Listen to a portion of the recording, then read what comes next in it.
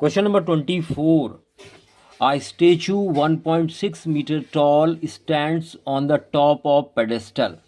आपने चौराहों पर देखी होंगी मूर्ति लगी हुई, स्टेचू जो मूर्ति लगी हुई है, और पेडेस्टल मतलब उसके नीचे का हिस्सा. From a point on ground, angle of elevation of the top of statue is 60 degree, and from same point the angle of elevation of top of pedestal is 45 degree. Find length of the pedestal. आपको pedestal की length find करनी है. तो height and distance है ये question. तो बच्चों question number 24. देखिए आपसे कहा गया है आ स्टेचू 1.6 मीटर टॉल. एक स्टेचू है जिसकी हाइट 1.6 मीटर दी गई है. 1.6 metre. Stand on top of pedestal. अब ये पेडेस्टल के टॉप पे है. ये पेडेस्टल मान लिया यहाँ पर. From a point on the ground. Ground पे यहाँ से कुछ दूरी पर एक पॉइंट है. सपोज कर लेते हैं A. Angle of elevation of top of statue is 60 degree. Statue के टॉप का जो एंगल है बच्चों, ये 60 डिग्री आपको दिया गया है. ए बी सी पेडेस्टल है, सी डी स्टेचू है. And from same point angle of elevation of top of pedestal. Top of pedestal ये होगा, ये आपको दिया गया है 45 डिग्री. बच्चों आपसे पूछ रहा find length of the pedestal. ये हाइट निकालनी है. सपोज कर लिया h, और ये बेस की जरूरत पड़ेगी, इसको x ले लेते हैं. तो यहां लिखेंगे let height of pedestal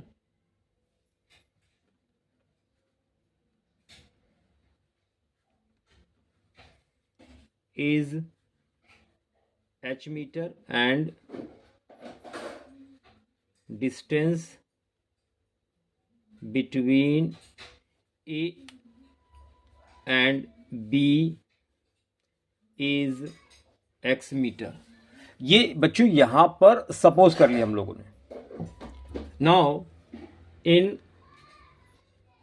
triangle CAB, तो यहां पर आप यूज करेंगे tan theta is equal perpendicular upon base, क्योंकि यही दोनों चीजें आपको पता है या लेट की हुई है. तो tan थीटा 45 डिग्री होगा, इज इक्वल परपेंडिकुलर h है और बेस x है. बच्चों tan 45 की वैल्यू 1 होती है h अपॉन x. तो यहाँ पर x इज इक्वल आपको h मिल गया. इसको डाल देंगे equation number 1. Now in triangle DAB perpendicular पूरा लेंगे दोनों को ऐड करके, और ये बेस हो जाएगा. तो बच्चों यहाँ पर अब हम लोग लिखने वाले हैं in triangle DAB. In triangle DAB तो यहाँ लिखेंगे tan 60 degree is equal perpendicular 1.6 plus h हो जाएगा अपॉन बेस x. बच्चों tan 60 √3 होता है, और x क्रॉस मल्टीप्लाई में आएगा यहाँ पर 1.6 प्लस h. इस x की जगह हम लोग h लिख सकते हैं, क्योंकि x की अब जरूरत भी नहीं है. ये h इधर आएगा तो माइनस का हो जाएगा, इज इक्वल 1.6. यहाँ मेंशन कर दें फ्रॉम इक्वेशन 1 से हमने वैल्यू रखी है. तो यहाँ तक तो क्लियर हो गया होगा आपको. अब आगे सॉल्व करना है. केवल h कॉमन ले लिया, √3 - 1 इज इक्वल 1.6. बच्चों h आ जाएगा 1.6 अपॉन √3 - 1. देखिए रूट नीचे नहीं होना चाहिए, तो रेशनलाइजेशन कर लें. √3 + 1 से ऊपर नीचे मल्टीप्लाई कर लें बच्चों। h इज इक्वल आ जाएगा 1.6 और ब्रैकेट में √3 + 1 whole upon a minus B. a plus B की आइडेंटिटी लगेगी तो a square minus B square, तो √3 का स्क्वायर 3 और 1 का स्क्वायर 1 होगा। बच्चों यहाँ पर h इज इक्वल कितना आएगा, 2 आएगा, और 1.6 को जब 2 से डिवाइड करेंगे तो 0.8 और √3 + 1 मीटर, ये फाइनल आंसर होगा इस क्वेश्चन का। आपको √3 की वैल्यू रखनी है तो रखें, क्योंकि क्वेश्चन में नहीं दी गई है इसलिए हम यहाँ पर नहीं रख रहे हैं, रख देंगे तो भी ठीक है। तो ये कंप्लीट सोल्यूशन था इस क्वेश्चन का। अब इसी के और पार्ट की तरफ बढ़ते हैं। Two poles of equal heights are standing opposite to each other on either side of road which is 80 meter wide. From a point between them on road, the angle of elevation of top of poles are 60 degree and 30 degree respectively. Find height of the poles and distance of point from the pole. देखिए long में है, 6 number का question है यहाँ पर। तो बच्चों यहाँ पर कहा गया दो पोल हैं, इक्वल हाइट के हैं रोड के इधर उधर। तो देखिए ये रोड है और एक पोल यहाँ पर है, एक पोल बच्चों यहाँ पर है। नाम दे देते हैं A, B, C और D। अब देखिए आपसे बोला गया है यहाँ पर बीच में कोई पॉइंट आप सपोज कर लें। हम सपोज कर लेते हैं पॉइंट P। अब यहाँ से कह रहा है अच्छा, जो दोनों पॉइंट के बीच की दूरी, रोड की चौड़ाई है वो 80 मीटर है। ये पूरा 80 मीटर दिया है। और बच्चों आपसे बोला गया है जो एंगल है एक का 60 डिग्री, एक का 30 डिग्री एलिवेशन यहाँ से, यानी ऊपर देखा जा रहा है। तो एक ये और एक आपका ये। देखिए पास में है तो बड़ा होगा एंगल और ये छोटा होगा। तो एक आपका 30 डिग्री है और एक 60 डिग्री है, तो ये 60 हो जाएगा और ये 30 हो जाएगा। यहाँ पर हम लोग लेने वाले हैं एक ट्रायंगल ये और एक ट्रायंगल ये। आपसे हाइट पूछी, हाइट h मान लेते हैं। Let height be h metre in triangle APB। तो बच्चों यहां लिखेंगे tan theta is equal perpendicular upon base, या कॉट भी इस्तेमाल कर सकते हैं यहां पर। तो tan 60 degree is equal perpendicular h है और बेस हमने BP ले लिया यहां पर। बच्चों tan 60 √3 होता है h अपॉन BP। तो यहां से BP कितना आ जाएगा, BP आ जाएगा h अपॉन √3। इसको डाल दिया इक्वेशन नंबर 1। और अब ये वाला ट्रायंगल ले लेंगे इन ट्रायंगल DPC। बच्चों यहां लिखेंगे tan 30 degree is equal perpendicular h upon base PC ये लेंगे। तो यहां से आपको मिल जाएगा tan 30 1/√3 is equal h upon PC, या बच्चों यहां से PC इज इक्वल आ जाएगा h√3 इक्वेशन नंबर 2। अब आप ध्यान दें, आपको टोटल जो है वो 80 दिया गया है। तो यहां लिखेंगे since BP plus PC is equal 80 metre.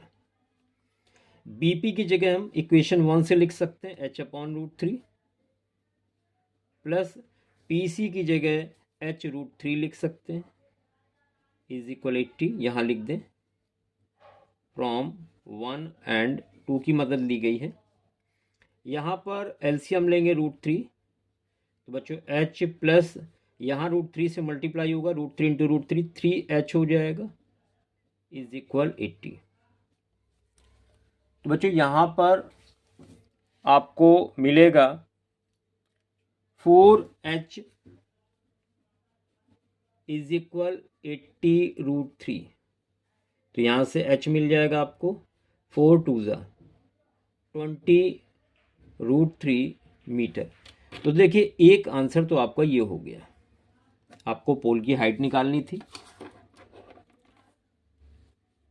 और अब डिस्टेंस पता करेंगे। तो बीपी कितना होगा, बीपी h/√3 था, तो 20√3 अपॉन √3, h की वैल्यू रख दी यहाँ पर, √3 कैंसिल हुआ, 20 मीटर आ गया। बच्चों पीसी कितना था, तो पीसी था h√3, h इंटू √3, तो ये आ जाएगा √3 3 2 जा 6, 60 मीटर। बच्चों ये दो आंसर आपके तैयार हो गए यहाँ पर, और एक आंसर ये था कंप्लीट सॉल्यूशन इस 6 नंबर के क्वेश्चन का। और पढ़ते हैं क्वेश्चन नंबर 25 की तरफ। A juice seller was serving his customers using glasses as shown in figure. Inner diameter of cylindrical glass was 5 cm, but the bottom of the glass had a semi-spherical raised portion which reduced the capacity of the glass. If height of the glass was 10 cm, then find the apparent capacity of the glass and its actual capacity. आप यहाँ देख सकते हैं, यहाँ ऐसे उभरा हुआ है ग्लास में हिस्सा, तो जूस कम आएगा। तो एक्चुअल पता करना है और अपारेंट। चलिए देखते हैं।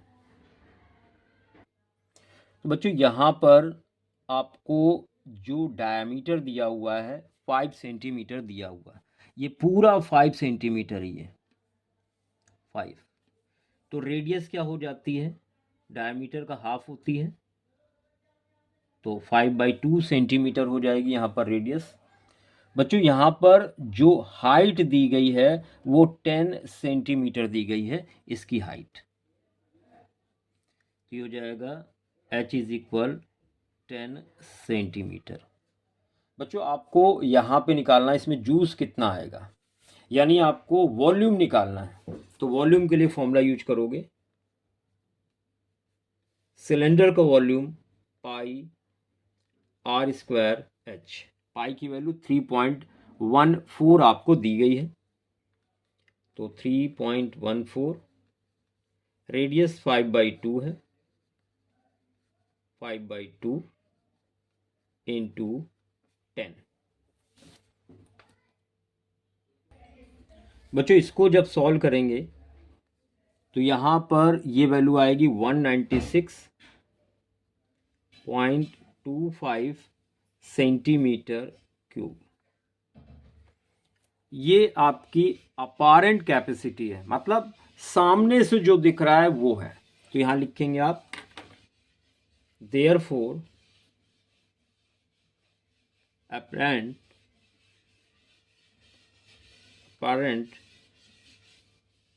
capacity is equal 196.25 centimetre cube, और ये आपका आंसर हो गया।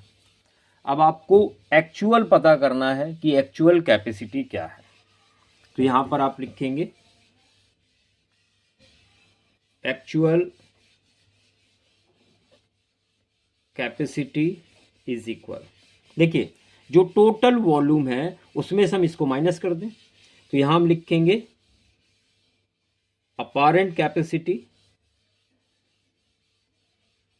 या volume of cylinder minus volume of hemisphere, इसको माइनस कर दें।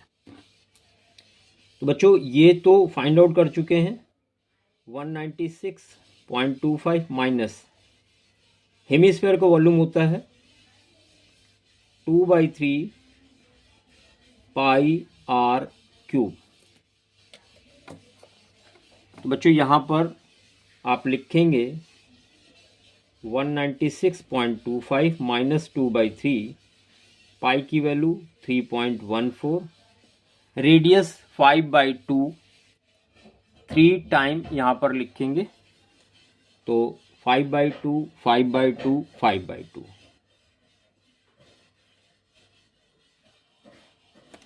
तो ये हो जाएगा 196.25 माइनस, देखिए समय ना लगे, फिलहाल हम कैलकुलेट कर लेते हैं इसको कैलकुलेटर से।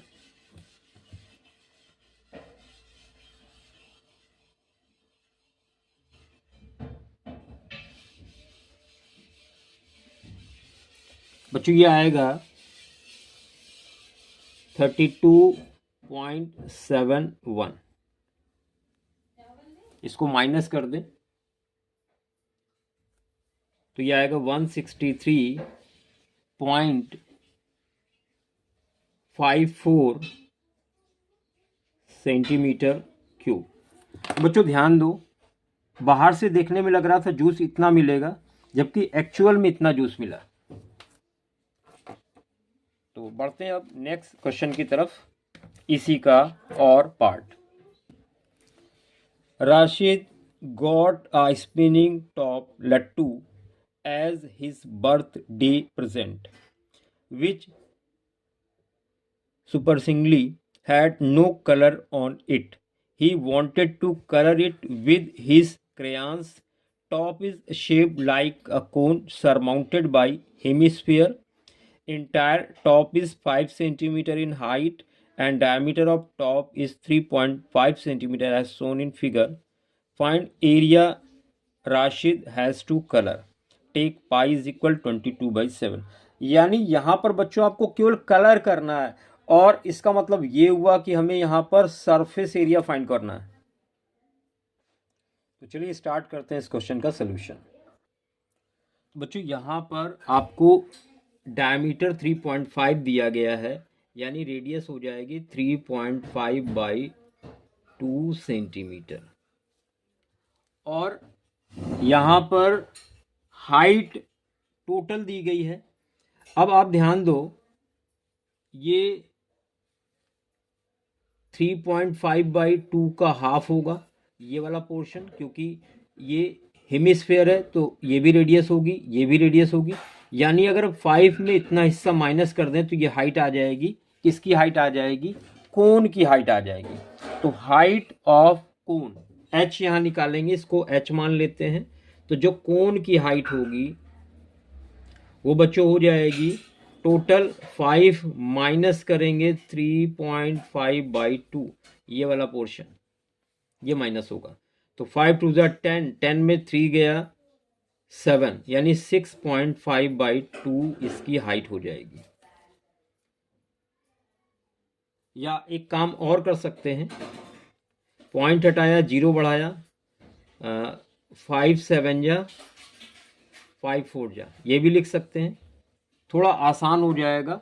और यहाँ से पॉइंट हटाया, 0 बढ़ाया, 5 से कट होगा तो ये हो जाएगा 13/4 सेंटीमीटर। तो ये हाइट निकाल ली है। अब हमें इस खिलौने का सरफेस एरिया निकालना है, टोटल सरफेस एरिया निकालना है। तो बच्चों total surface area is equal होगा सरफेस एरिया इस टॉप का ऊपर वाले हिस्से का, सरफेस एरिया हेमिस्फेयर का, plus surface area conical part का नीचे वाले कोन का। सरफेस एरिया हेमिस्फेयर का होता है 2πr² प्लस सरफेस एरिया कोन का होता है πrl। यानी यहां पर l के लिए आपको कैलकुलेशन करनी पड़ेगी। तो बच्चों यहां पर ये स्लैंट हाइट l होती है, तो l इज इक्वल, फॉर्मूला होता है l² is equal r² plus h²। बच्चों r² का मतलब 49/16 होगा, और h² का मतलब 169/16 होगा। दोनों का स्क्वायर करके ऐड कर दिया। ये बच्चों कितना आ जाएगा? तो ये आ जाएगा आपका 218/4, 218 अभी रूट में ही रहने दें। तो ये आ जाएगा आपका यहाँ पर रूट नहीं लगेगा अभी, क्योंकि हमने इस एल स्क्वायर इज इक्वल लिया हुआ है, तो रूट हटा दें। यहाँ पर एल इज इक्वल आएगा 218 डिवाइडेड बाई 16, तो ये वैल्यू अप्रॉक्स होती है 3.7 सेंटीमीटर अप्रॉक्स। ये आपने ले लिया है यहाँ पर। ये आप लॉन्ग डिवीजन मेथड से फाइंड आउट करेंगे रफ वर्क में। बच्चों यहाँ पर वैल्यू रख दें आप। सबसे पहले पाई आर कॉमन ले लें, थोड़ा छोटा हो जाएगा, 2r और l होगा यहाँ पर। अब आप वैल्यू यहाँ रख सकते हैं। पाई 22/7, रेडियस 7/4 है, 2 इंटू रेडियस 7/4 है, l फाइंड आउट किया है आपने 3.7। तो बच्चों ये आ जाएगा 2 2 जा 7 7 कट हो गया, 2 से कट किया 2 1 जा 2 1 जा 2 2 जा, ये 3.57 का हाफ और 3.7 दोनों को ऐड करेंगे तो ये आ जाएगा आपका 3.7 3.5 7.2। इसको कट कर दिया 3.6, तो बच्चों यहाँ आ जाएगा 396 यानी 39.6 सेंटीमीटर स्क्वायर। इतना पेंट खर्च होगा। कलर वाला पोर्शन जो है उसका बच्चों एरिया जो है 39.6 होगा। तो ये फाइनल आंसर था और इसी के साथ कंप्लीट सोल्यूशन हम यहाँ दे चुके हैं आज के पेपर का। धन्यवाद।